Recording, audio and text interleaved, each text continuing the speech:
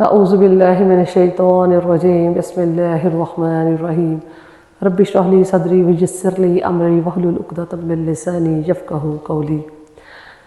الحمدللہ اللہ پاک کی توفیق سے، اس کے خاص رحمت اور فضل سے سورۃ فاتحہ کی تفسیر جو ہے وہ جاری و ساری ہے انشاءاللہ۔ آج ہم جو آخری 3 آیات ہیں، چونکہ یہ ایک دوسرے کے ساتھ جڑی ہوئی ہیں، اس لیے کہ ہم ان تینوں کی تفسیر جو ہے وہ دیکھیں گے۔ ترجمہ میں ابھی کرتی ہوں آپ کے سامنے، تو آپ اسے یاد رکھیں جب بھی نماز پڑھیں۔ تو یہ ترجمہ جو ہے اگر آپ کے ذہن میں ہوگا، آپ کو اس کی سمجھ ہوگی، تو کبھی بھی ذہن میں جو الٹے خیالات آتے ہیں، جو بھولی ہوئی چیزیں ہمیں نماز میں یاد آتی ہیں، وہ نہیں آئیں گی انشاءاللہ۔ بسم اللہ الرحمن الرحیم۔ اہدنا الصراط المستقیم صراط الذین انعمت علیہم غیر المغضوب علیہم ولا الضالین۔ اہدنا ہدایت دے ہمیں، دکھا ہمیں، صراط رستہ، المستقیم سیدھا، اللہ پاک ہمیں سیدھے رستے کی طرف ہدایت دے۔ صراط الذین رستہ ان لوگوں کا جن پر انعمت علیہم تو نے انعام کیا، غیر المغضوب علیہم نہ کہ جن پر تو غصہ ہوا، جن پر تو غضبناک ہوا، ولا الضالین اور نہ گمراہوں پر۔ کہ اللہ رب العزت ہمیں سیدھا رستہ جو ہے وہ دکھا، ان لوگوں کا رستہ جن پر تو نے انعام کیا، نہ کہ ان لوگوں کا رستہ جن پر تیرا غصہ ہوا، تو غضبناک ہوا، اور نہ ہی گمراہوں کا۔ تو اس میں دعا ہے، یہ تینوں دعائیہ ہیں انسان کی طرف سے، جو ہے وہ دعا ہے کہ اللہ رب العزت ہمیں سیدھا رستہ دکھا۔ اب صراط مستقیم کیا چیز ہے؟ صراط مستقیم جو ہے وہ قرآن کا رستہ ہے، وہ دین کا رستہ ہے۔ اللہ رب العزت نے جو رستہ ہمیں بتایا ہے وہ رستہ ہے۔ ہدایت کا مطلب ہوتا ہے رہنمائی کرنا۔ تو یہ ہدایت جو ہے وہ یہ صرف اللہ رب العزت نے انسانوں کو نہیں دی، بلکہ کائنات میں جتنی بھی چیزیں ہیں سب ہدایت یافتہ ہیں، سب کو اللہ نے ہدایت دی ان کے مطابق۔ جیسے چاند ہے تو اللہ پاک نے اس کے لیے ایک ہدایت کا رستہ جو ہے وہ متعین کر دیا، بھی یہاں تم نے جو ہے وہ چلنا ہے، وہ اپنے مدار میں چلتا ہے۔ سورج کے لیے ہدایت کیا ہے کہ وہ بھی اپنے جو بھی اللہ پاک نے اس کے لیے ایک سسٹم بنایا ہے، وقت پر نکلتا ہے، وقت پر غروب ہوتا ہے۔ ہوائیں بھی ہدایت یافتہ ہیں، پرندے بھی ہدایت یافتہ ہیں۔ کوئی بھی چیز بے عقل نہیں ہے، اللہ پاک نے ان کے مطابق ان کو شعور جو ہے وہ عطا کیا ہوا ہے۔ تو وہ اللہ پاک کی دنیا کی کوئی، کائنات کی کوئی چیز اللہ رب العزت کی نافرمانی نہیں کرتی۔ اگر کوئی چیز نافرمانی کرے تو اس دنیا کا نظام تہو بالا ہو جائے۔ سورج نکلنے سے انکار کر دے، بھئی آج تو میں نہیں نکلوں گا،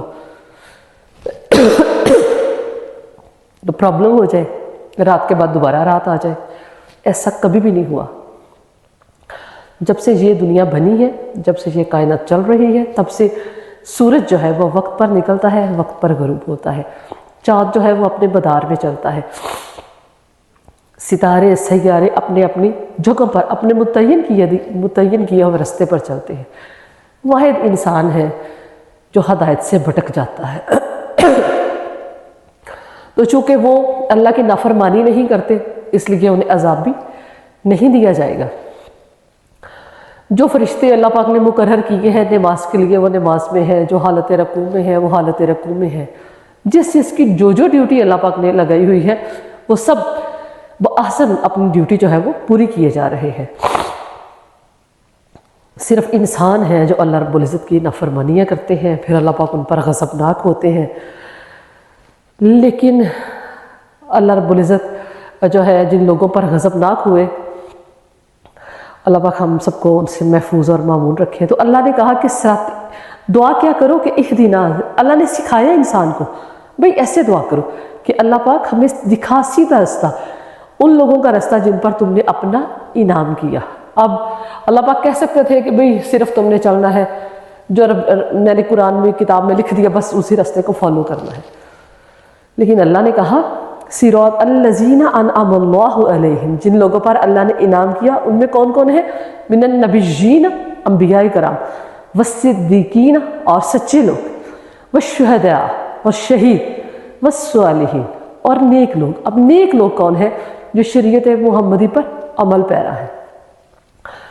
تو رسول اللہ پاک جو ہے وہ صرف یہ بتا سکتے تھے کہ بھئی صرف تم نے رسول اللہ صلی اللہ علیہ وآلہ وسلم کے طریقے کو فالو کرنا ہے۔ آج کل جو لوگ کہہ رہے ہیں ابھی ہم تو صرف رسول اللہ صلی اللہ علیہ وآلہ وسلم کی سنت پر عمل پیرا ہوں گے، تو میرے بہنوں اور بھائیوں، اللہ پاک نے اس کی خود وضاحت کر دی ہے کہ نہ صرف تم نے نبیوں کے راستے پر چلنا ہے بلکہ سچے لوگوں کے راستے پر بھی چلنا ہے، تم نے شہداء کے راستے پر بھی چلنا ہے جو اپنی جانیں اللہ کے راستے میں قربان کر دیتے ہیں، تم نے صلحاء کے راستے پر چلنا ہے جو نیک لوگ ہیں، ٹھیک ہے۔ تو اس بات کی تو نفی ہو گئی پہلی ہی صورت مبارکہ میں کہ ہم صرف بھئی سنت پر عمل پیرا ہوں گے، اس کے بعد ہم کسی چیز کو جو ہے وہ نہیں مانتے۔ تو باقی جو نیک لوگ ہیں، جو اولیاء اعظام ہیں، جو اللہ پاک نے ایک سسٹم بنایا ہوا ہے نیک لوگوں کا، ان کے ذریعے بھی جو ہدایت ہم تک پہنچتی ہے ہم اس پر بھی عمل پیرا ہوں گے انشاءاللہ۔ اس کے بعد اللہ پاک فرماتے ہیں صراط الذین انعمت علیہم کا ترجمہ تو میں نے تفسیر بھی بتا دی کہ ان میں انبیاء کرام ہیں، ان میں صدیقین ہیں، ان میں شہداء ہیں، ان میں صالحین ہیں۔ غیر المغضوب علیہم، نہ وہ لوگ جن پر تیرا غضب ہوا، جیسے آپ دیکھیں قوم سمود تھی، قوم عاد تھی، اور جو ہے اللہ پاک نے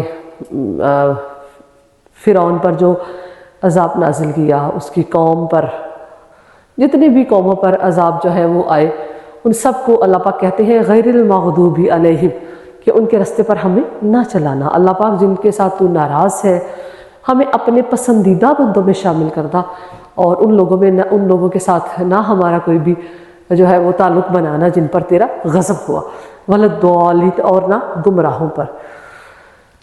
تو سورۃ فاتحہ کی جو ہے 7 آیات مبارکہ ہم نے پڑھ لیں، اس میں یہی ہمیں سبق ملتا ہے کہ اللہ رب العزت ہمیں دعا کرنے کا طریقہ سکھا رہے ہیں کہ کیسے ہم نے سب سے پہلے ہم نے اللہ رب العزت کی حمد و ثنا کرنی ہے۔ سب سے پہلے جس نے یہ کائنات بنائی ہم سب کے لیے، اور جو ہمارا رب ہے، جو ہمیں پالتا ہے، جو ہمیں کھلاتا ہے، جو ہمیں پلاتا ہے، جو ہماری تمام ضروریات کا خیال رکھتا ہے، جس نے ہوائیں چلائیں، جس نے ہمارے لیے پانی پیدا کیا، تو جس نے اتنی نعمتیں دی، تو پھر عبادت کا حقدار بھی وہی ہے، اسی سے دعا مانگنے کا حق بنتا ہے، ٹھیک ہے۔ تو یہ دعا کا طریقہ اللہ نے بتایا کہ سب سے پہلے ہم اللہ کی تعریف و توصیف بیان کریں، پھر اس سے اپنے جو حاجات ہیں وہ بیان کر کے اسی سے مدد طلب کریں، ایاک نعبد و ایاک نستعین، اللہ ہم تیری ہی مدد چاہتے ہیں، اور پھر دعا یہ کریں کہ اللہ پاک ہمیں صراط مستقیم عطا فرمائے، ایسا رستہ جس پر اللہ پاک کے پسندیدہ بندے جو ہیں وہ چلتے رہے، اور اللہ پاک ہمیں بھی اپنے پسندیدہ بندوں میں شامل کر دے، اور ان لوگوں میں نہ شامل کرے جن پر اللہ پاک ناراض ہوئے اور جن کو اللہ نے صراط مستقیم سے بھٹکا دیا۔ تو انشاءاللہ اللہ پاک جو ہے وہ ہم سب کو، میں انشاءاللہ ایک دفعہ پھر اس کا خلاصہ جو ہے وہ بیان کروں گی انشاءاللہ اپنے اگلے لیکچر میں، پوری سورۃ فاتحہ کا ایک ہلکا سا طائرانہ جائزہ ہم لیں گے، اور پھر اس کے بعد ہم انشاءاللہ سورۃ البقرہ جو ہے اس کی تفسیر جو ہے وہ انشاءاللہ شروع کریں گے۔ اللہ پاک ہم سب کے ذہنوں کو قرآن مجید کو سیکھنے کے لیے کھول دے، اور ہمارے علم میں اضافہ کرے، اور ہمیں یہ جو اللہ پاک نے ہم پر ایک بہت بڑی ذمہ داری عائد کی ہے اس کو دوسروں تک پہنچانے کی توفیق عطا فرمائے۔